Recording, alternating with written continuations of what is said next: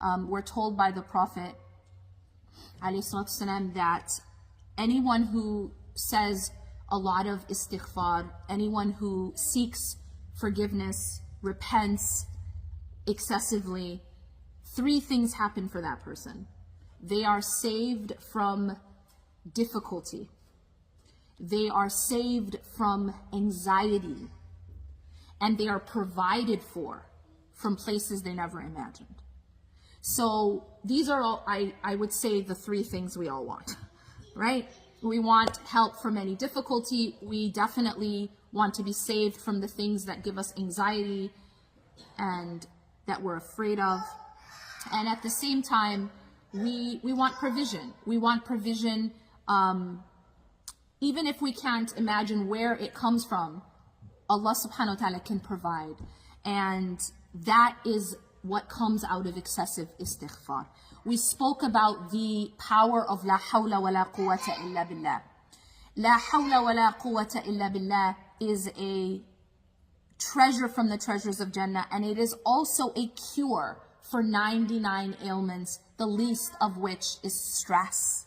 So we talked about the deeper meaning of la hawla wa la quwwata illa billah and why we can imagine why it relieves so much pressure and stress, because we recognize that we're not the ones that control or change anything. That is only Allah who can do that. That we cannot be the savior. That we cannot be the one at the steering wheel, because we actually aren't. It's an illusion.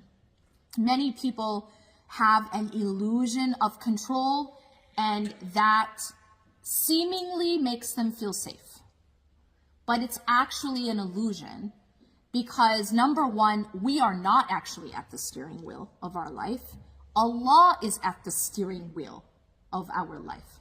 And Allah is at the steering wheel of everyone's life.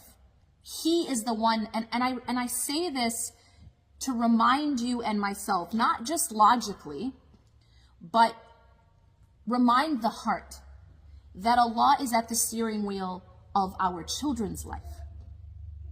Because many of us are parents, and one of the things that as a parent is that you fear for your kids. You worry for your kids. You have a certain vision of what's best for your kids. Yes? And as parents, it's very, very difficult to not impose that all the time, right?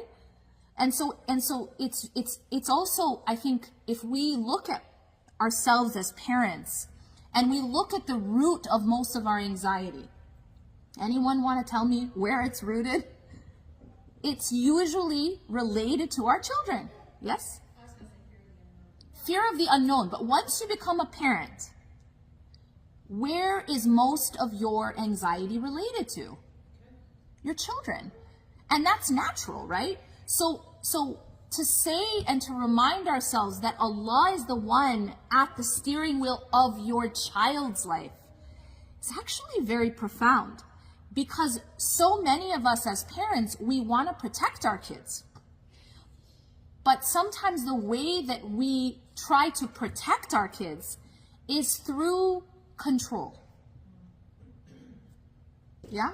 Y'all wouldn't have any idea about that, right? And the issue with control is ultimately it is to manage anxiety. Yeah? We want to feel a sense of control. And why does a person become controlling? What's at the root of being controlling? It's fear. It's fear of what am I going to do if this outcome happens or that outcome doesn't happen. And we're afraid of that. I even explained to you that it's a fear of our own emotions. It's a fear of vulnerability. When you say you're afraid of the unknown, what you're actually saying is you're afraid to be vulnerable. You're afraid of putting down your guard. You're afraid of something scratching you. You're afraid of something getting close enough to you that it hurts you. That is the root. That's what's behind controlling behavior. What's behind controlling behavior, if you take off all the layers and all the armor of controlling behavior, it is a person who's afraid. It is a person who has anxiety and fear of what may come. And the fear that if I put my guard down, if I don't control this situation, if I don't control every aspect of this situation, I might get hurt. I might get disappointed. In other words, I might have to be vulnerable. In other words, I might have to feel something. And I'm going to take this back to that root, because we're afraid to feel. Many of us are afraid to feel. We're afraid to feel our emotions. We want to be protected from having to feel things.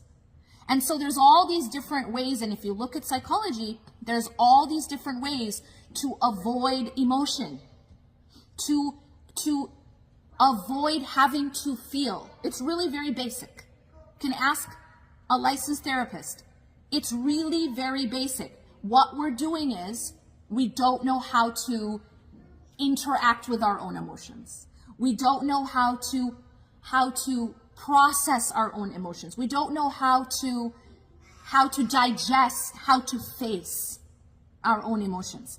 And actually that becomes the root cause of dysfunction.